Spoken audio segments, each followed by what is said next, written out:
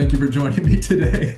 Thank you for having me. Of course, you are the author of many books, including So Sad Today, The Pisces, Milk Fed, and Death Valley. And you've written a bunch of poetry collections that I've not read, unfortunately, but here are quite good. Thanks. You and I have a kind of funny history together, or maybe it's a standard Los Angeles friendship. I don't know. Anyway, you reached out to me maybe 10 years ago when I was newly retired from performing in the porn industry. And you had a column at Vice. This was when Vice was still fun and culturally relevant. I And believe alive. It's dead now. it is totally dead. It's gone, Okay, I that's think. I think so too. But I think around this time you'd recently come out as the human being behind the extremely popular Twitter account at So Sad Today. Is that true? I think I was out at that point. Maybe, yeah, or I was about to come out. Okay. So anyway, you were working on an article or essay about young men in the porn industry. It's now 2025 and I can't find the article, so maybe it's been scrubbed from the internet or Vice just disappeared.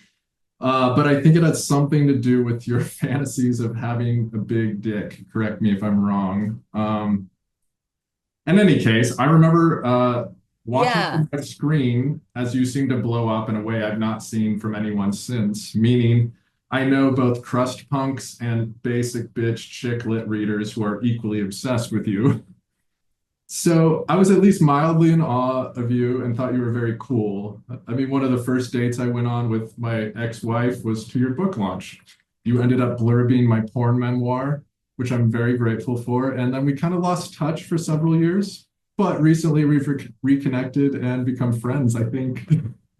And I We're love you. I friends. think you're great for many reasons outside of your literary work. I realize this isn't really a question, so before we start talking explicitly about your books, I'm curious if you have any explanation for this appeal of yours that, as I stated earlier, seems to connect with people from both alternative subculture, i.e., like crust punks, and more middle of the road readers of Sally Rooney vibed fiction.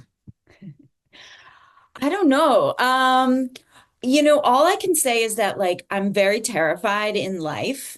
Like in life, I'd say that like fear has always been like I've always felt extremely uncomfortable with existence, reality, living in a body, living in my own skin. And so I'd say like fear is definitely like my North Star in life, unfortunately.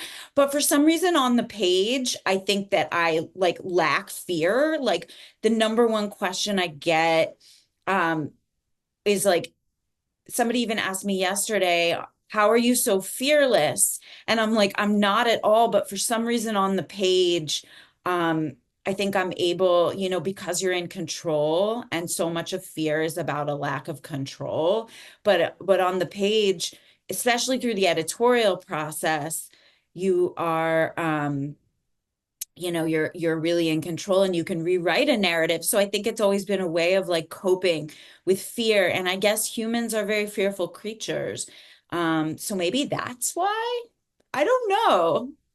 All right, well, I came up with my own explanation Okay. for this next question. So, I mean, that's probably the better answer because it's your answer, and I am wanting to get your point of view. But revisiting your blow up essay collection, So Sad Today, I'm reminded of the answer to what I just asked you, at least my answer to your widespread appeal. The essay titles read like your tweets, thematically unified, razor sharp jokes at your expense. But in the 2010s and 2020s, they are also about everyone. Here are a few essay titles for the listeners who live under a rock and have never heard of you. How to Never Be Enough. I want to be a whole person, but really thin. Help me not be a human being. Honk if there's a committee in your head trying to kill you. The difference between these essay titles or tweets, which seem to have taken on a life of their own, and your actual essays or the content of your novels, is that the titles, an extension of your online persona, are immediate dopamine hits, bait for the self-identified neuroses of every person who's been staring at their screen since the dawn of social media. The content of your prose reinforces this notion that we're all disgusting, depressed, anxiety-ridden addicts, but with a poignant undercurrent of hope, spirituality, pursuit of love, And the notion that if we're too chicken shit to actually kill ourselves, we actually do need to face the reality of putting one foot in front of the other, and that could actually lead to something wonderful, however short-lived that experience might be. As for something wonderful, I'm reminded of your reading at the 2018 Brooklyn Book Fest, during which you followed up Brontes Purnell with an even more vulgar piece of literature, your essay titled My Vomit Fetish Myself. And I'm going to read an excerpt. I'm a 6 foot tall frat bro, hung and cut. I'm the alpha of the pack, the broest of the bros. I do a series of beer bongs in the frat house. Then I begin burping loudly. A fellow frat bro who is secretly gay but not out hears me burping and gets turned on. He then stands behind me as I vomit and rubs my back and abs. He wants me. And shortly thereafter, you write, what unites my fantasies, aside from vomit, is that each of them involves a complete acceptance and embrace. While some of them delight in the shaming of someone beautiful and or powerful, the ultimate resolution of that shame is always self-acceptance by the way of another's acceptance. To me, that's sexual fulfillment. Maybe you could talk about this dichotomy in your work, this exploration of acceptance and debasement alongside a kind of self-development, or dare I say, spiritually adjacent introspection that often delves to the nature of meaning, gratitude, and truth? Or am I totally off base in my reading of your work? Well, I think in spirituality, we talk about ego death, right? And I have Yeah. this longing for ego death, but like to be, in that essay, like, yeah, I talk about to be embraced at your most vile seems like seems like a path to self-acceptance, even though I think we have to embrace ourselves at our most vile, right? But if like it's sort of the same as like, my desire for a big dick, like imagining that if you have a big dick, then it inoculates you from life. Right? Like if I can just have this thing, then like, which is what I think like I had approached you about the essay, although it's so funny because I recently you said to me, you're like, try being in Monster Cock 6, like that you don't have a big dick anymore. Um, but Right. This is um a joke I made with my ex-wife that I have the smallest dick in Monsters of Cock 4. oh, I'm sorry, 4, excuse me. Um, but yeah, it's funny because that essay there's such a difference between, for me, drafting, editing, and publishing. So drafting, I really try to like be a channel and just as messy as possible. And I often like dictate my work and or like I'll write in like a moving subway car if I'm in New York, or um, just to really like dismantle the perfectionist. And then with the editing, it's about legibility, and I'll like email myself over and over what I've written in a different font than I usually write in, so I can kind of divorce myself from it. And then there's the publishing process. And if I thought that something was going to be published when I was doing the writing or the editing, yes, I think about legibility and like if I try to like become the reader. But um, you know, I would say my vomit fetish myself is the one essay, the one thing I've ever written that I there have been a lot of moments where I regret publishing that. Like when my 80-year-old Aunt Judy is like, I'm reading this book, or like when a former boss who does not know me in this context at all. I mean, no one knew me in that context. I don't even know if I had fully gone to the depths of telling anyone like what it looked like in my mind since I was a very young child.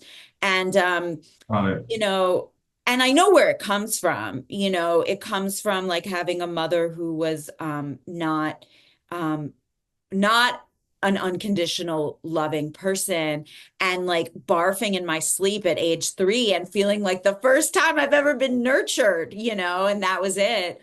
I think that was part of it. So I don't remember what the question is, but that's my vomit fetish myself in a nutshell. Perfect.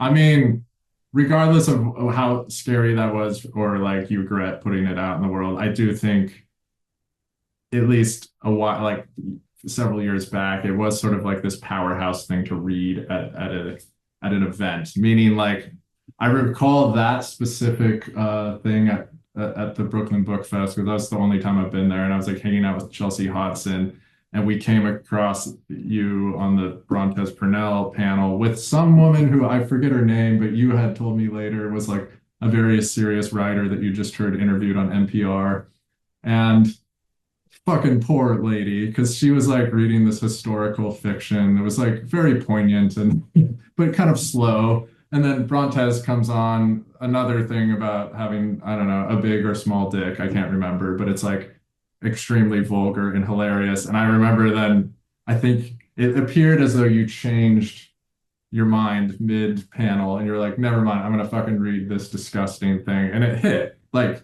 it's funny to hear out loud. And I'm also, before I move on to my next question, you were talking about sort of divulging a sense of self. And in this particular one, it's kind of like a weird sexual fantasy, whether or not that correlates to your personal sex life, which it sounds like it doesn't, that this is really like an internal fantasy thing, right? Yeah, I don't want to like I don't like the smell of puke, you know what I'm saying? Like I don't want to get involved with actual vomit. Me neither. Um yeah. Yeah. But do you have like, okay, so from my perspective, like I have written like a memoir about me literally fucking in front of people, and people already had access to that part of my life. And for me, that's actually not scary at this point. It is scarier to talk about like really personal content because I think it's like people have had a fantasy of me, and the scary part is divulging like the opposite of that. Do you have that kind of experience with your writing? Because a lot of the stuff, especially in your early content, I mean, you do talk explicitly about sexuality and kind of gross stuff that you just feel or think about. Is there any difference in what those are to the public or to your family or anything? Well, that reading, I think I have a bit of a contrarian in me, and it comes from having felt like repressed as a kid, I think, and like where I grew up and sort of it was very like Laura Ashley, if you remember that, or like Lily Pulitzer. Chris, I don't know if you know these brands, Yeah, but some of the right audience will now. like a sort of like Polo Ralph Lauren, like lacrosse vibe. And I was just not that. And so I think at the Brooklyn Book Festival, it was a panel about sex. And the first reader, I was like, is this about sex? And then Brontes went out and like unleashed. And I was like, oh, and I'm looking around, and Brooklyn is very NPR. It's very New Yorkery. Like I know that people in France think Brooklyn is alt, but like by the time 2018, like it ain't alt. And there's like families and stuff, and I have a microphone, and I was like, let's just fucking go for it. So in that moment, I felt like I could be courageous because I think Brontes gave me courage. But like what is the scariest thing for me to write about? Um, I think, honestly, um, I think like if I'm asked to do like an introduction or criticism, like I don't read a lot of criticism. I don't love criticism. Um, Handling someone else's work is like scary for me. Like I just had to write this introduction of a wonderful book called The Ha Ha. It's like a predecessor of The Bell Jar. Okay. British book. It's being reissued. And like handling a work that I admire so much that somebody else's, like as an English major, very easy. But when it's going to be in the world, I'm dealing with the work of a woman who is schizophrenic, and like I don't have schizophrenia. So, but on a personal level, like really, like my deepest, darkest secret is that like I'll just say it, like I followed the band Fish in high school.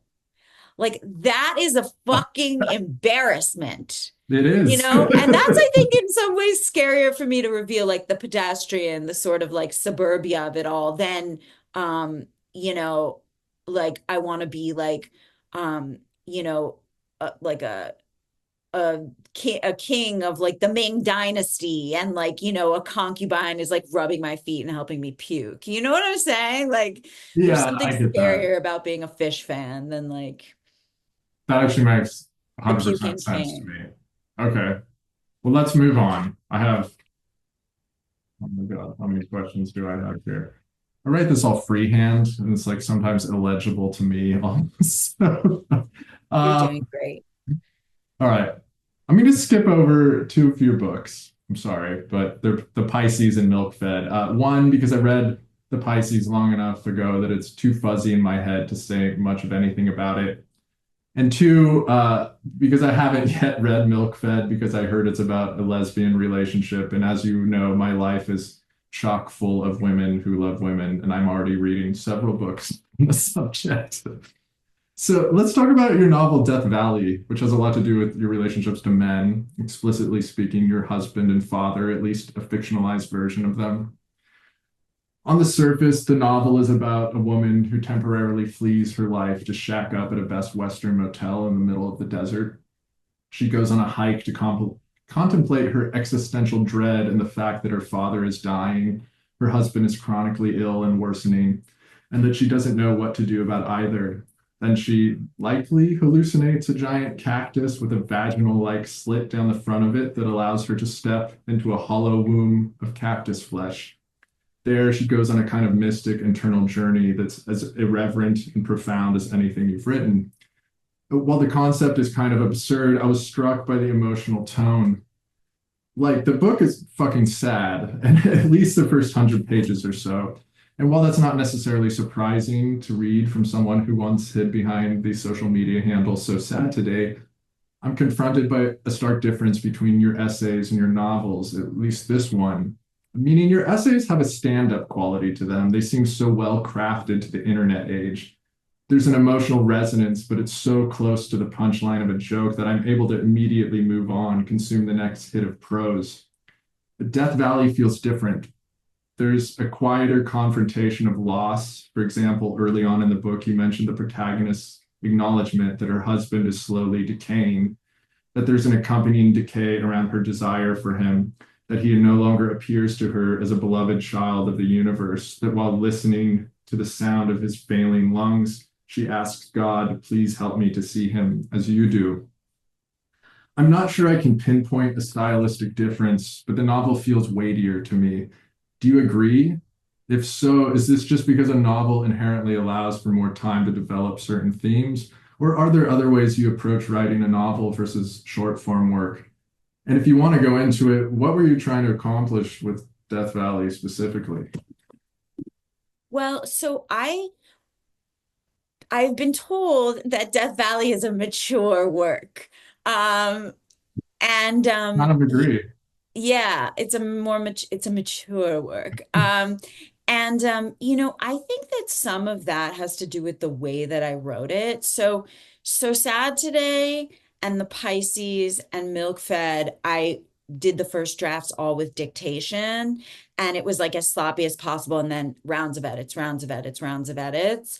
Right. With Death Valley, I took a risk in that like I each chapter because my father was in a car accident and he was in the ICU for 6 months and then he died. And about a month before he died, I started writing Death Valley. And so Death Valley was really this connection. I mean, my father was a very private person. I don't think he'd really want to be written about like, connected to a ventilator and a feeding tube for 6 months. But having said that, you know, I, it was a real connection for me with my father. And people said, like, was this hard to write? And I'm like, I think it would have been hard not to write, like harder not to write in my grieving process. And the way I wrote it was I wanted each chapter to be a gem. I really wrote it like a small canvas style, so like poetry, the way that I used to approach poems. And there's a risk in perfecting everything as you go along because, as you know, as a writer, like sometimes there's major surgery and like a whole chapter or multiple chapters are going to get ripped out. And Right. so but I think that like that sort of there was a real attentiveness from the very beginning on a line level. And while I've always tried to edit to the line with my other books, I think that that like inception from the line level might have just like influenced the way that it turned out. And there's always been for me like a real connection between like the landscape and also the way that I draft a book and how it comes out. So like as a poet, I would write on the subway in New York for 10 years. And then when I moved here, I couldn't write on like the 405 highway. So I started dictating. My line breaks disappeared. That's how I started writing essays. And that's how I ended up writing the So Sad Today book. So it's like I almost wonder if like the sort of method, which comes very organically, right? Like one came from moving to LA, one came from like wanting to make each chapter a diamond between my father and I, whether this book ever became a book. I think that there's like a real deep relationship between that and what happens, how the book comes out. Well, that makes a lot of sense. Yeah, I've listened to other interviews with you. I think maybe one with Chelsea, actually, Chelsea Hodson, where you talk about the dictation thing. And I've not spoken to a lot of other people who are like in the literary world that admit to doing something like that. I wonder how common it is, but that's actually kind of a cool adaptation. I mean, I'm very interested in people's techniques around writing while they have such a big other part of their life. For example, even for me right now, it's like I'm now very committed to my day job, my business. Like I want to make money. I'm not shying away from that. I don't want to be a fucking starving artist, but I still want to write. So like, how do I accomplish that? And especially if you're someone who has a commute, like that seems brilliant. I mean, I obviously you also have to then transcribe this later. You got to edit. I mean, this is like a iteration process ad infinitum until like it's done, right? But I kind of really appreciate that.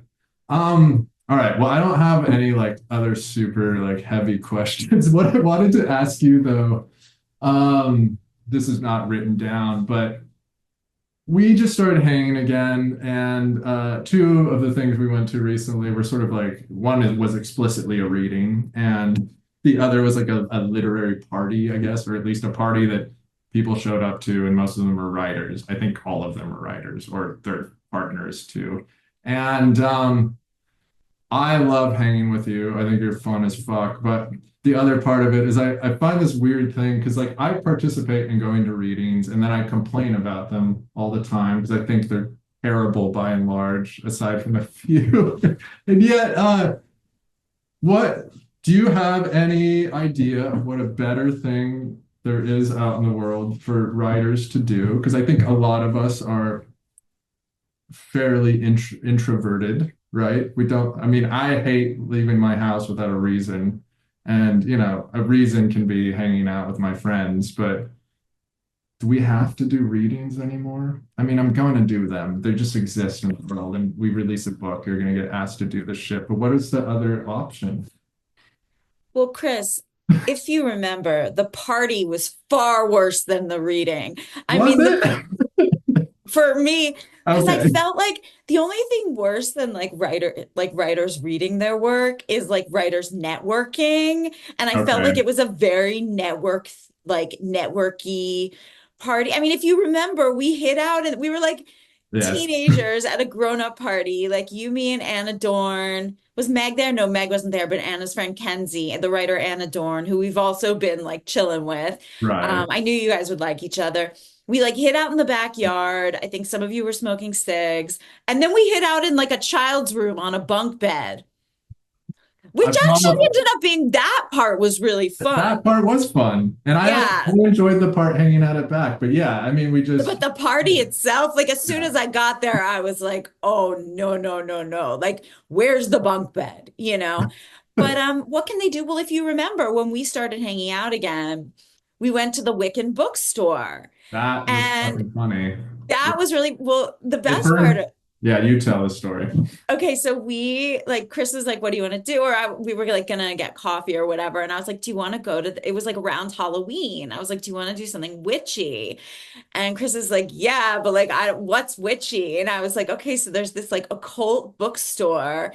It's not Wiccan, it's occult. There's an Right. occult where they do like readings and all this like shit." Like And tarot readings, not like literary readings, right? right, Yeah. tarot readings, which are like much more fun. Uh-huh. They do like tarot readings and they have like psychics and stuff. I actually got a pretty cool tarot reading there. And so so Chris gets there before me and he's like, The bookstore has burnt down. And I'm like, couldn't like there's like 80 psychics who work here. Like, couldn't they have predicted this? Like, and then like I was talking to a friend on my way and I was like, should we like loot the occult bookstore? But literally, and then we ended up getting tea. Yeah. But I think that's really fun. I think I don't know, I've always thought it would be fun to do like karaoke with a bunch of writers. I really love Oh my karaoke. God. I don't, but I think I would be 100% into that in the context, Okay. like people I really enjoy being around. Yes. That is a scary thing for me, to be quite honest, to get up there and sing some bullshit.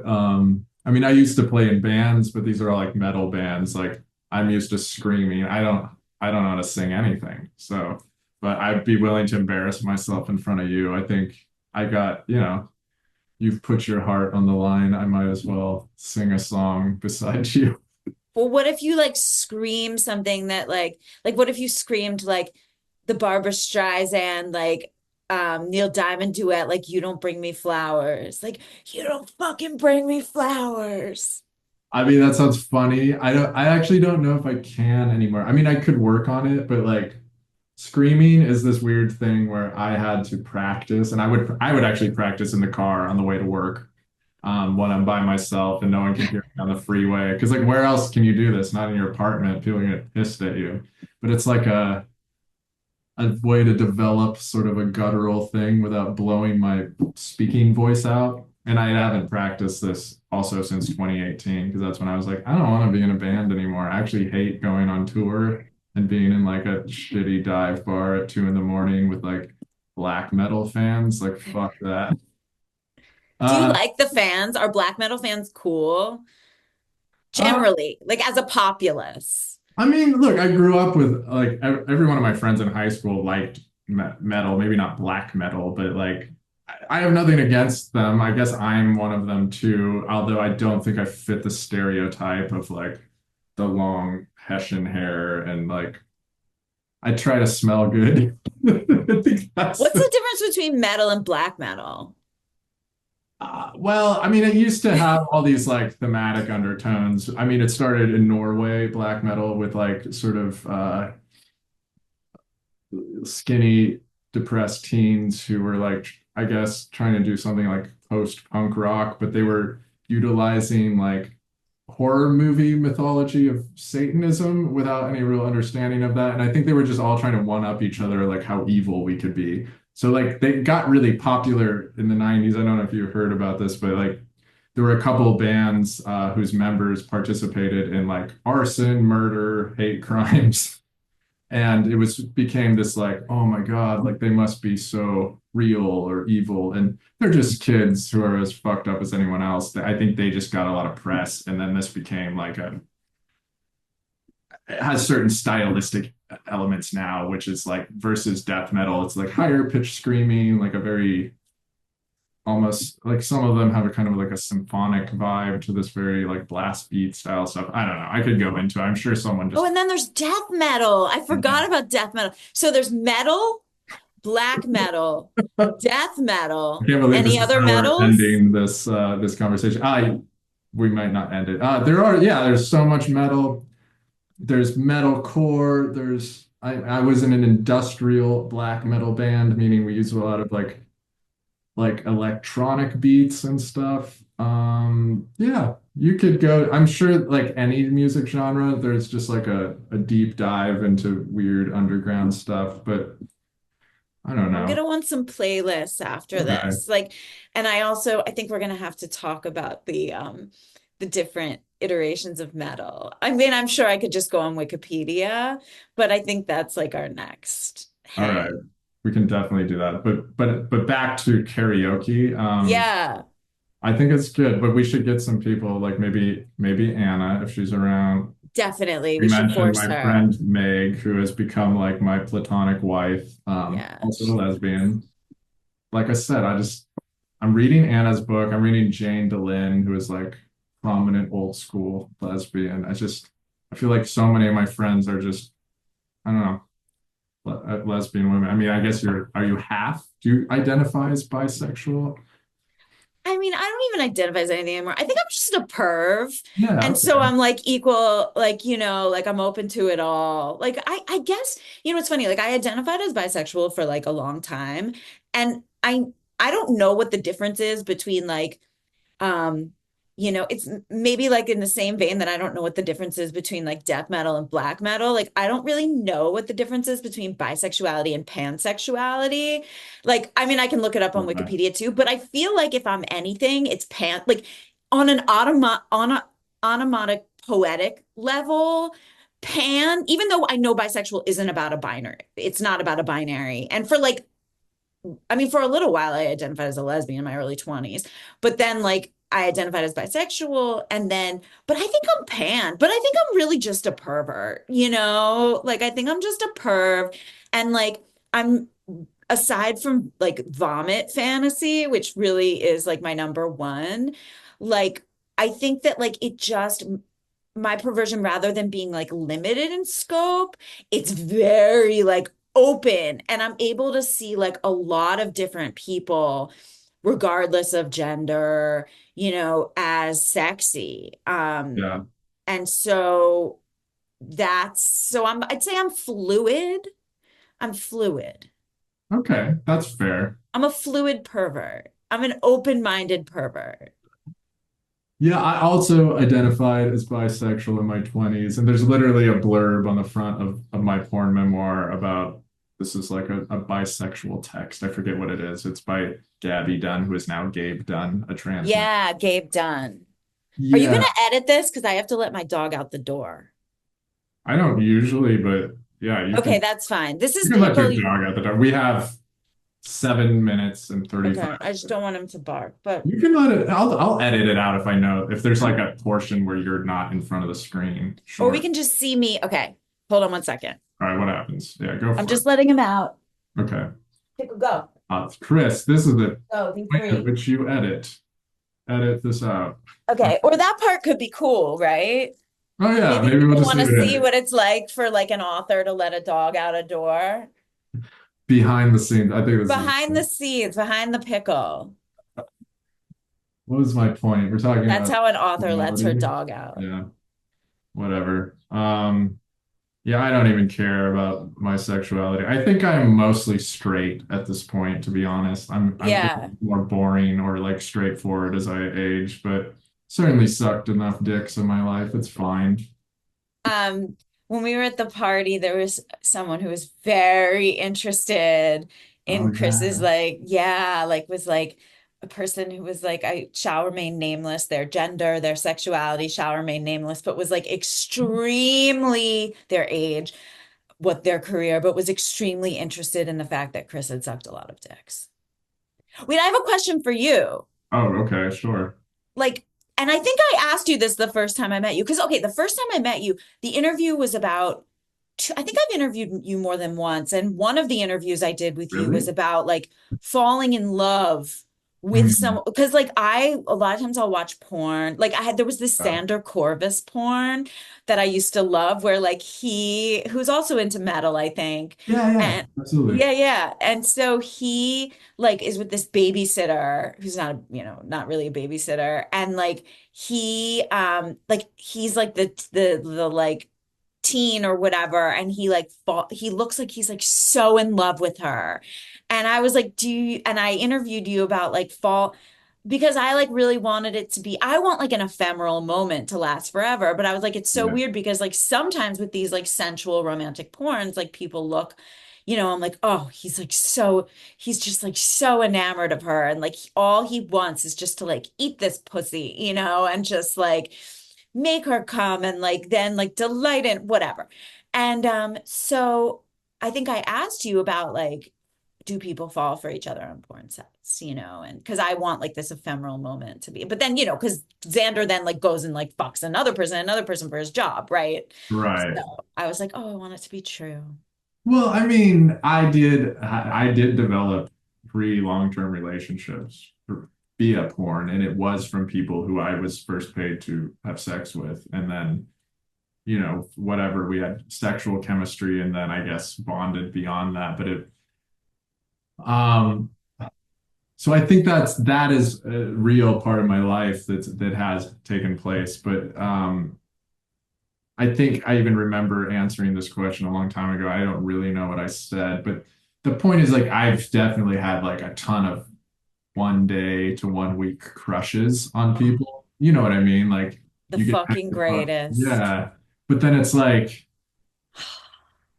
even in my long-term relationships, it becomes this weird thing. Like this is a very unusual situation. Like I don't know how you would recreate this in the real world where this might be someone who you have literally nothing in common with, but you have sexual chemistry, and there's no way that you would just like hook up in real life. But just because someone else paid you to fuck, you've developed like, oh, like this person was really hot, or they smell good, or I just like the way they like whisper whatever in my ear while we're fucking. And then as soon as that like orgasm is done, like that might totally disappear because they might be fucking married or not give a fuck about anything you're into or vice versa. And um, that's just, I still feel like that's a strange thing now looking back on.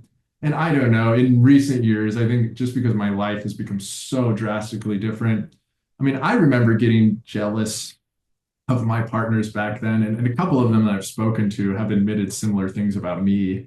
And so I think it's like, I think it would be very difficult for me to be in a relationship with someone who's actively just out there fucking other people because I just get I'm like, I don't know. I want you to myself. I don't know. It's like maybe on a long enough timeline that changes, but yeah.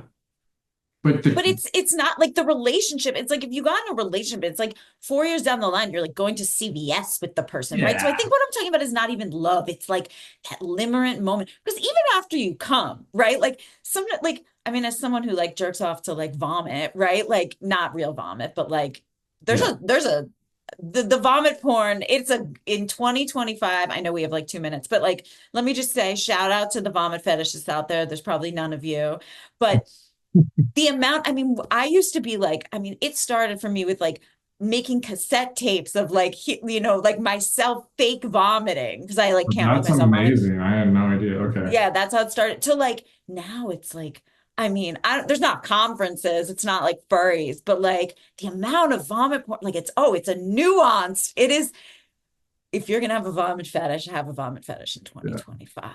Okay, good. We'll have it. I mean, I don't know. I don't share that particular one with you, but Right. No, I don't think yeah. many do. I had But I one think person I knew write to me after they read that essay, and I was like, oh, you too. interesting. But yeah, I think what you're talking about, whether that we describe that as love, that sort of what did you say, a liminal space that we Limerence, yeah. limerent. Wait, okay, what is the difference? What is limerence? Limerence is like that feeling of crush, butterflies when you Oh, get high off the person. okay, that's not what I was thinking, but okay, fair enough. Yeah, I mean that's one of the best feelings in the world. Mm. I don't know if I'm ever going to experience it again with literally jumping into bed with someone that I have no other relationship to, because I think that's like, how does that happen outside of sex work? I don't know. But yeah, I mean, that is a thing that I've experienced quite a few times. But I think it was still in the minority in terms of like my day-to-day job. Like more often than not, it was like, that was fun and then whatever. Anyway, we have less than a minute left. So what is your most recent book, Death Valley? Should people It pick that? is. I'm Okay. working on a new book right now. I'm half done. Fuck yeah. Well, sorry we New didn't Nav. talk about that, but I'm excited about it. Your shit is always really good. So I should just be Thanks. fed. Anyway. I try. Thanks for being on here with me. This will be out, I don't know, the next few weeks, but let's jump on a real call. Yeah.